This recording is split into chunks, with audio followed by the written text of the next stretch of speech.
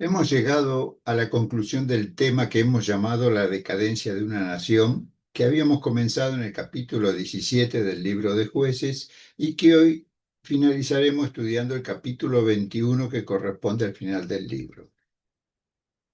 Es el capítulo más oscuro de todo el libro, que sirve como una conclusión trágica a la era de los jueces, porque narra la forma de cómo los israelitas buscaron una solución al holocausto que hicieron a la tribu de Benjamín, llevándola casi a su extinción. También nos ofrece una visión profunda y cruda de la desintegración social, moral y espiritual de Israel. El versículo del capítulo 21, verso 25, resume la crisis que se vivió cuando en aquellos días no había rey en Israel y cada uno hacía lo que bien le parecía. Antes de comenzar con el presente estudio, conviene aclarar que la historia de Israel se forjó en opresión, violencia y esperanza. En Egipto terminaron siendo esclavos hasta que Dios los liberó y los tomó como su pueblo, llevándolos hacia una tierra prometida, allí en Canaán, la cual la recibiría a perpetuidad. Pero antes tendrían que conquistarla. La Torá, que es el Pentateuco para nosotros, relatan estos hechos en sus 5 libros: Génesis, Éxodo, Levítico, Números y Deuteronomio. El paso por el desierto de Sinaí en libertad, guiados por Moisés como vocero de Dios y líder, les demandó 40 años y fue muy traumático, a tal punto que ante las necesidades que se le iban presentando cuestionaban siempre a Dios. También pensaron hasta volver a la vida anterior en Egipto. Incluso mientras Moisés subía al monte a recibir la ley, o sea, los mandamientos, el pueblo se volvió a la idolatría de la mano de su hermano Aarón, quien con las ofrendas de oro del pueblo elaboró un becerro de fundición que terminaba adorando. Así nos dice Éxodo el capítulo 32. Entre medio, hubo conflictos armados con los reinos vecinos que quisieron impedir su llegada a la tierra prometida, donde la violencia desmedida era la vara para resolver todo enfrentamiento. De manera que el pueblo que ingresó a esa tierra prometida, ya sin Moisés, pero bajo el liderazgo de Josué, estaba militarmente formado para iniciar la conquista. Y luego que Josué reparte la tierra, capítulo 14 del libro de Josué, y posteriormente a su muerte, la unidad tribal deja de tener un líder único que los contenga y guíe. Y ahí empezó a que cada uno hacía lo que bien le parecía, comenzando el periodo de los jueces, donde la idolatría, la violencia y la ley por mano propia regió los destinos de la nación. La anarquía descrita en el capítulo 21 que vamos a leer no es solo una falta de liderazgo político. Teológicamente es el resultado de la ausencia de un verdadero rey que en el contexto de jueces no es solo un monarca humano, sino Dios mismo. Israel ha fallado en reconocer a Dios como su soberano, y esta desobediencia se manifiesta en una serie de decisiones moralmente reprobables y llenas de violencia. El pueblo, en su desesperación, recurre a soluciones humanas que imitan las prácticas de las naciones paganas que, lejos de ser actos de justicia divina, son un reflejo de la total decadencia moral. El capítulo 21 no se entiende plenamente sin el contexto del capítulo 20, donde las tribus de Israel se unen para castigar la maldad de la tribu de Benjamín. La guerra civil que se desata es brutal, llevando a los israelitas a casi aniquilar a sus propios hermanos. El problema central es que, aunque los israelitas buscaban la guía de Dios en Betel, versículo 2 del capítulo 20, donde habían llevado el arca del pacto, sus motivaciones y métodos son completamente humanos y carentes de misericordia. La teología del capítulo subraya la ausencia de un verdadero líder divino y el caos que surge cuando el pueblo se guía por sus propias pasiones. Ahora comenzamos a analizar el texto. El capítulo 21 comienza con un lamento de las tribus israelitas porque habían aniquilado a todas las mujeres de Benjamín durante la guerra que se menciona en el capítulo 20 y solo habían quedado 600 sobrevivientes que estaban refugiados en la peña de Rimón. Eh, o sea que esa tribu de Benjamín estaba al borde de desaparecer porque no podían reproducirse con mujeres israelitas. Entonces, los israelitas deciden buscarle una solución a este problema. Hubiera sido mucho más sencillo haberse lamentado ante el Señor, o sea, orar, ayunar y buscar la dirección del Señor, a ver cómo se podía recomponer esta situación, pero hicieron todo lo contrario. Así vamos a leer los versículos 1 al 7 del capítulo 21. Los varones de Israel habían jurado en Mizpa diciendo: ninguno de nosotros dará su hija a lo de Benjamín por mujer. Y vino el pueblo a la casa de Dios, o sea, esto es a Betel, y estuvieron allí hasta la noche en presencia de Dios, y alzando su voz hicieron gran llanto, y dijeron: oh Jehová, Dios de Israel, ¿por qué ha sucedido esto en Israel? Que falte hoy de Israel una tribu. Al día siguiente el pueblo se levantó de mañana y edificaron allí un altar y ofrecieron holocaustos y ofrenda de paz a Dios. Y dijeron los hijos de Israel: ¿quién de todas las tribus de Israel no subió a la reunión delante de Jehová? Porque se había hecho gran juramento contra el que no subiese a Jehová en Mizpa, diciendo: sufrirá la muerte. Y los hijos de Israel se arrepintieron a causa de Benjamín su hermano y dijeron: cortada es hoy de Israel una tribu. ¿Qué haremos en cuanto a mujeres para los que han quedado? Nosotros hemos jurado por Jehová que no le daremos a nuestras hijas por mujeres. Aquí Israel no toma conciencia de su responsabilidad por el holocausto basado en su impiedad desmedida que llevó a destruir ciudades y vidas civiles. Simplemente fue a Betel, a la casa de Dios, a buscar una solución. Al igual que hicieron anteriormente, antes de la última batalla que menciona el capítulo 20, donde lograron destruir casi a la tribu, lloraron, ofrendaron por la paz para con Dios y le preguntaron: ¿por qué ha sucedido esto en Israel? Que falte hoy una tribu, como haciéndole responsable por su impasividad. Sin embargo, esta vez se apoyaron en su propia sabiduría, no esperaron la respuesta del Señor. La solución fue culpar a todos los que no hubieran concurrido a dar su apoyo a la reunión de Mizpa, o sea, enviar representantes para después ir a la guerra contra Benjamín, cuando habían jurado matar a cualquiera que se negara a pelear contra los benjamitas.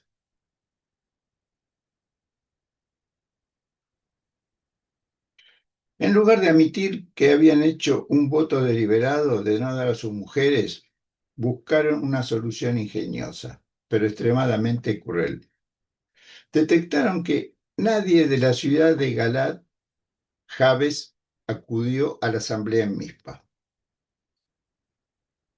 Entonces decidieron enviar 12.000 guerreros para atacar Jabes de Galat, matando a todos, excepto a las jóvenes vírgenes. El objetivo es claro: obtener esposa para los 600 benjamitas que sobrevivieron. Los versículos 8 al 12 lo dice así. Y dijeron: ¿hay algunos de la tribu de Israel que no haya subido a Jehová en Mizpa? Y hallaron que ninguno de Jabe de Galad había venido al campamento a la reunión, porque fue contado el pueblo y no hubo allí varón de los moradores de Jabes Galad. Entonces la congregación envió allá 12.000 hombres de los más valientes y les mandaron diciendo: id y herid a filo de espada a los moradores de Jabes Galad, con las mujeres y niños. Esto es, mátenlos. Pero haréis de esta manera: mataréis a todo varón y a toda mujer que haya conocido ayuntamiento de varón, o sea que no sea virgen. Y hallaron de los moradores de Jabes de Galat 400 doncellas que no habían conocido ayuntamiento de varón, o sea que eran vírgenes, y las trajeron al campamento en Silo, que está en la tierra de Canaán. El motivo por el cual Jabes de Galat no envió representante de reunión de Mizpa no se menciona en el texto bíblico. Tampoco si le preguntaron el resto de Israel por qué no lo hicieron. Probablemente haya sido porque en su origen, Galat, de quien toma nombre la región, fue hijo de un matrimonio mixto donde el padre pertenecía a la tribu de Manasés y la madre a la tribu de Benjamín. Ahí está por qué no mandó representante. Según se menciona en el texto oscuro de Primera de Crónica, capítulo 8, versículos 6 al 15.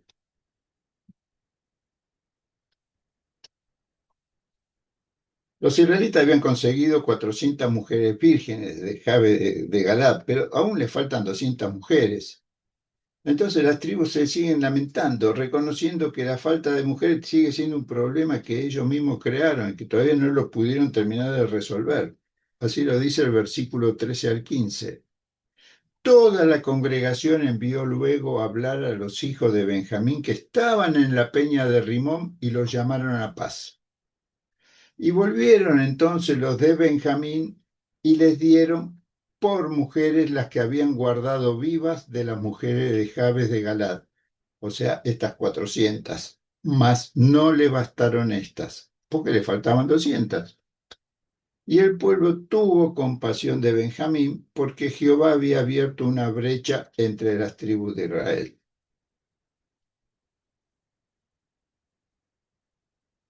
Entonces, los líderes idean una nueva estrategia para conseguir 200 mujeres que le están faltando a los hombres de Benjamín. Y la solución que ellos vislumbran es que rapten a una joven mujer cada uno en una fiesta determinada que se estaba por realizar en Silo, que probablemente haya sido la fiesta de la vendimia o la fiesta de los tabernáculos. Y cuando hagan esto, los ancianos de Israel se comprometerían de interceder por ellos ante los padres de las jóvenes raptadas, justificando que la acción que sucedió permitía que la tribu se recompusiera sin que hayan violado el juramento original de no entregar a sus propias hijas. Algo muy rebuscado y oscuro. Así lo dice el versículo 16, leemos hasta el versículo 24.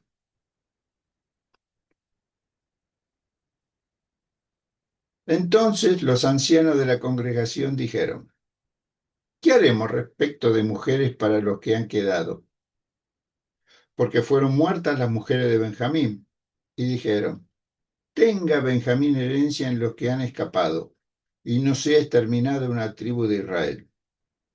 Pero nosotros no les podemos dar mujeres de nuestras hijas, porque los hijos de Israel han jurado diciendo: maldito el que diere mujer a los benjamitas. O sea, estamos viendo que se repite siempre el mismo argumento. Nosotros juramos y el juramento está por encima de la misericordia. No podemos hacer nada. Entonces, ¿qué solución buscan? Versículo 19. Ahora bien, dijeron: he aquí, cada año hay una fiesta solemne de Jehová en Silo, que está al norte de Betel y al lado oriental del camino que sube de Betel a Siquem, y al sur de Lebona. Y mandaron a los hijos de Benjamín diciendo: id y poner emboscadas en las viñas y estar atentos.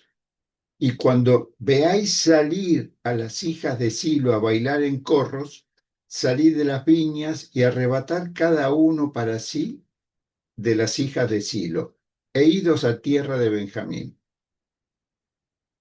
Y así vinieron Y si vinieren los padres de ellas o de sus hermanos a demandárnoslas, nosotros, o sea, los ancianos, les diremos, hacednos la merced de concedérnoslas, pues que nosotros en la guerra no tomamos mujeres para todos, o sea, la guerra contra Jabes de Galat.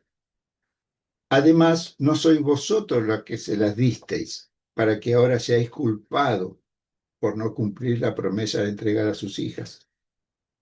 Y los hijos de Benjamín lo hicieron así, y tomaron mujeres conforme a su número, robándolas de entre las que danzaban, y se fueron y volvieron a su heredad, y reedificaron las ciudades y habitaron en ellas.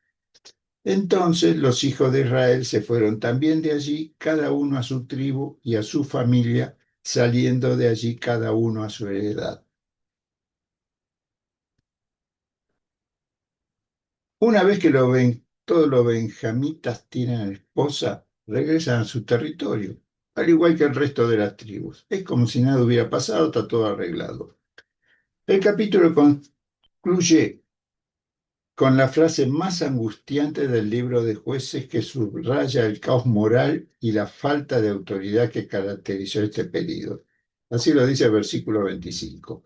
En estos días no había rey en Israel y cada uno hacía lo que bien le parecía. Bueno, hagamos unas conclusiones de lo que hemos visto hasta ahora. En primer lugar, la ley de Dios es ignorada. Las leyes para la vida comunitaria, la justicia e incluso la guerra que están contenidas en los libros de Levítico y Deuteronomio son ignoradas por completo. En lugar de buscar la justicia ante un delito cometido, se actúa con engaño, impulso, violencia, venganza, sin el más mínimo arrepentimiento y sin respetar las vidas ni medir las consecuencias. El holocausto de la tribu de Benjamín, la matanza de ciudadanos en Jabes de Galaad y el rapto de las mujeres de Silo son algunos ejemplos que contiene el libro de Jueces de una sociedad corrupta que vive a la espalda de la ley de Dios que está establecida en el Deuteronomio, que textualmente dice: cuando alguna cosa te fuere difícil en el juicio entre una clase de homicidio y otra, una clase de derecho legal y otra, y entre una clase de herida y otra, el negocio de litigio entre tus ciudades, entonces te levantarás y recurrirás al lugar que Jehová tu Dios escogiere, y vendrás a los sacerdotes levitas y al juez que hubiere en aquellos días, y preguntarás. Ellos te enseñarán la sentencia del juicio.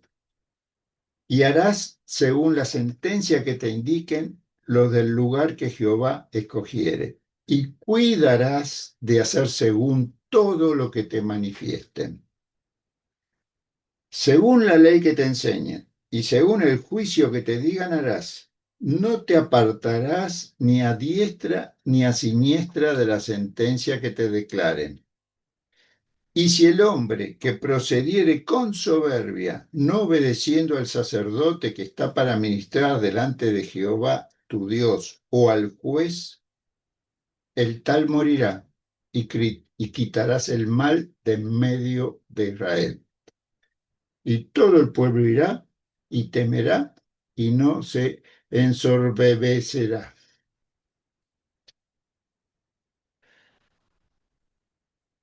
La realidad es que la violencia reemplazó a la justicia. La tribu de Benjamín quedó al borde de la extinción luego de una guerra fratricida como consecuencia de proteger la maldad de un grupo de gente de Gabá, o sea que no es porque era víctima, sino también era victimario, protegía un delito. El resto de las tribus, en lugar de buscar la guía de Dios a través de un juez o un sacerdote, como dice el Deuteronomio, para que dicte justicia, decide iniciar una guerra civil que lleva al holocausto de Benjamín. Hacen un juramento impetuoso y sin reflexión para no dar a sus hijas en matrimonio. Y al observar que la tribu podría desaparecer, intentan recomponer el daño matando más vidas pero propias y promocionando el secuestro de mujeres también propias para dárselas como esposa a los varones remanentes de Benjamín y así no romper el juramento. Esto demuestra la espiral descendiente de violencia y pecado que va en aumento en la cual está atrapada la nación. El pueblo descarta la ley e impone su propia justicia que es egoísta y brutal. Y esto nos lleva a un grito silencioso pidiendo un rey que gobierne la nación. Estos últimos 5 capítulos que hemos estudiado son textos que teológicamente justifican la monarquía como una necesidad para restaurar la ley y el orden que lleva a la búsqueda de un rey espiritual que traiga la verdadera justicia y paz que la humanidad no puede dar. Es un sombrío recordatorio de que cuando Dios es marginado, el caos moral y social inevitablemente se apodera de la humanidad. Ahora hagamos un resumen final. Estos 5 últimos capítulos de Jueces nos dan a conocer el periodo más oscuro de la historia de Israel durante casi 300 años, cuando todavía no se había formado como Reino Unido y le estaba faltando a Dios en la obediencia de la ley. Esto llevó a las 12 tribus al caos porque cada uno hacía lo que bien le parecía. De manera que un padre de familia montó un culto idólatra hogareño, poniendo a su hijo como sacerdote y luego contratando a sueldo a un levita errante que se vendió por dinero, capítulo 17.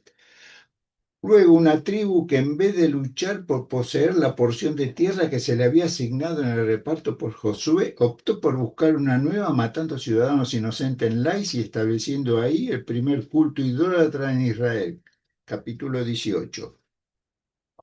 Las aberraciones sexuales, tanto de hombres como de mujeres, y un levita que descuartiza el cuerpo de su difunta cónyuge, repartiéndolo entre todas las tribus de Israel buscando justicia, capítulo 19, que terminó en un holocausto hacia la tribu de Benjamín, capítulo 20, y la aberrante historia de querer recomponer dicha tribu, como hemos visto en este video, capítulo 21, nos lleva a la siguiente pregunta. Tal vez usted ya se la haya hecho.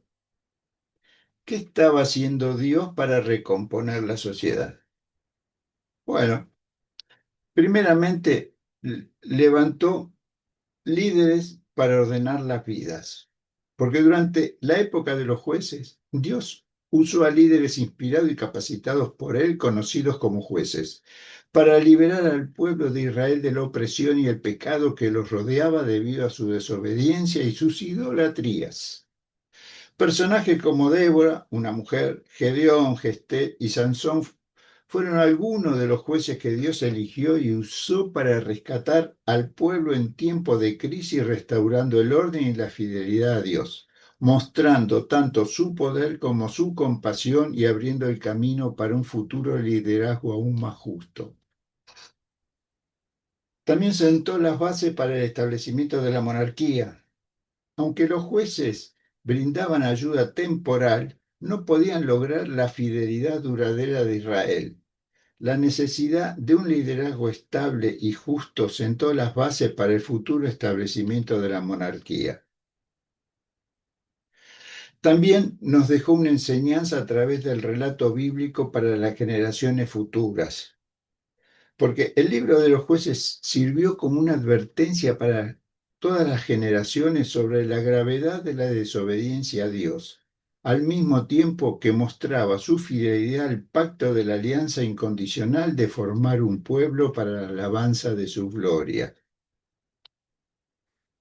Y lo más importante, preparó la llegada de un rey conforme a su corazón. El libro de Ruth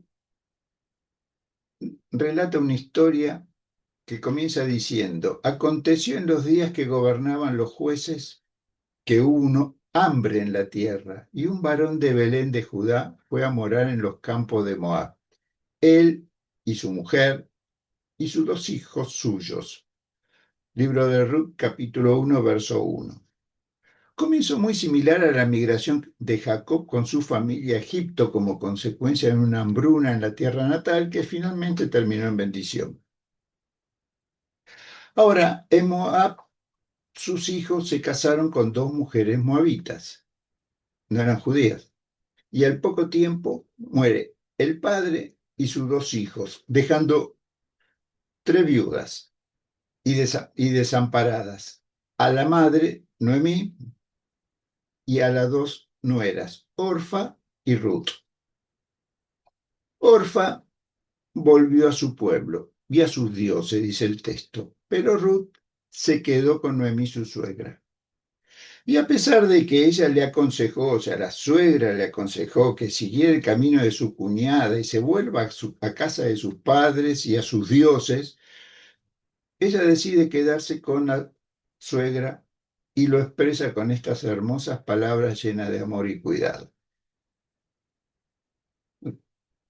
Respondió Ruth: no me ruegues que te deje y que me aparte de ti, porque a donde quiera que tú fueres, iré yo, y donde quiera que vivieres, viviré. Tu pueblo será mi pueblo, tu Dios será mi Dios. Donde tú murieres, moriré yo, y allí seré sepultada. Y así me haga Jehová, y aún me añada, que solo la muerte hará separación entre nosotras dos. Ruth capítulo 1, versos 16 y 17. Y así ambas regresaron a Belén de Judá, versículo 19, y allí, por la gracia de Dios, conoce a Boz, pariente de su fallecido suegro. Luego se enamoran y se casan, y tienen un hijo llamado Obed. Recordemos que el levita que comenzó el culto idólatra en Dan y la concubina del otro levita que fue violada y descuartizada por él, que llevó a una guerra fratricida, ambas personas eran de la ciudad de Belén. El libro de Ruth nos dice que en Belén también florece el amor de Dios, que ordena todo para restaurar vida con el nacimiento de Obed, quien fue el padre de Isaí y el abuelo de David.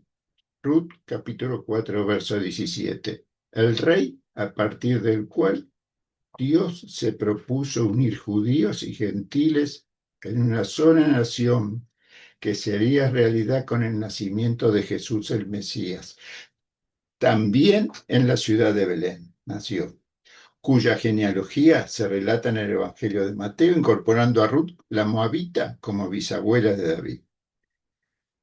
Los caminos de Dios son insondables y nos transporta al tiempo que estamos viviendo, donde ya Jesucristo está presente. Aún en medio del mayor sufrimiento que estemos pasando en esta sociedad, si nos convertimos y creemos en Él de todo corazón y nos comprometemos a vivir conforme a la guía de su palabra escrita, Dios ordenará nuestras vidas por la obra de redención que Jesús hizo en la cruz del Calvario, y así podremos decir como el salmista: has cambiado mi lamento en baile, desataste mi cilicio y me ceñiste de alegría. Salmo 30, 11. Alabemos al Dios de toda creación, que siempre está atento a nuestras oraciones y las responde con bendiciones eternas. Que el Señor los guarde y les bendiga.